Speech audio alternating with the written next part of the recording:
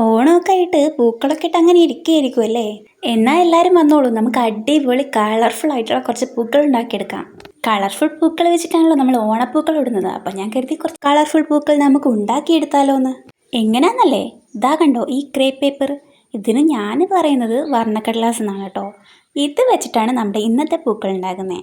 ഇത് വളരെ സിമ്പിളായിട്ട് നമുക്ക് ഉണ്ടാക്കിയെടുക്കാം കേട്ടോ. ഇത് കണ്ടോ, ഈ പേപ്പേഴ്സ് ഓരോന്നും മടക്കി എടുത്തിട്ട് സ്റ്റീൽ വയറിൽ ഞാൻ ചുറ്റി കൊടുത്തിട്ടുണ്ടേ.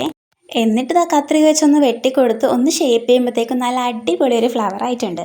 എല്ലാ ഫ്ലവേഴ്സും സ്റ്റീൽ വയറിൽ ചുറ്റി കഴിഞ്ഞിട്ട് കുറച്ച് ഫ്ലവേഴ്സ് ഇതാ ഇങ്ങനെ ഒന്നിച്ചെടുത്ത് ചുറ്റി കൊടുക്കുന്നുണ്ട്. ഇങ്ങനെ ഞാനൊരു 5 ചെയ്തെടുത്തു. ഇനി ഇതാ ഞാനിതൊരു ബോട്ടിൽ കളർ ചെയ്ത് ഇങ്ങനെ ആക്കി എടുത്തതാണേ. ഇതിലേക്ക് ഞാൻ കുറച്ച് സ്പോഞ്ചാണ് നിറച്ച് കൊടുത്തിട്ടുള്ളത്. അതിലിങ്ങനെ ഓരോ ഫ്ലവേഴ്സും കുത്തി കൊടുത്തിട്ടുണ്ട്. എങ്ങനെയുണ്ട്? നല്ല ഭംഗിയില്ലേ കാണാനായിട്ട്? അപ്പോൾ വർണ്ണക്കടലാസ് കയ്യിലുള്ളവരെല്ലാവരും ഇതേപോലെ ഒന്ന് ചെയ്ത് നോക്കൂട്ടോ. ഇഷ്ടപ്പെട്ടാൽ ലൈക്കും സബ്സ്ക്രൈബും ചെയ്യാൻ മറക്കല്ലേ.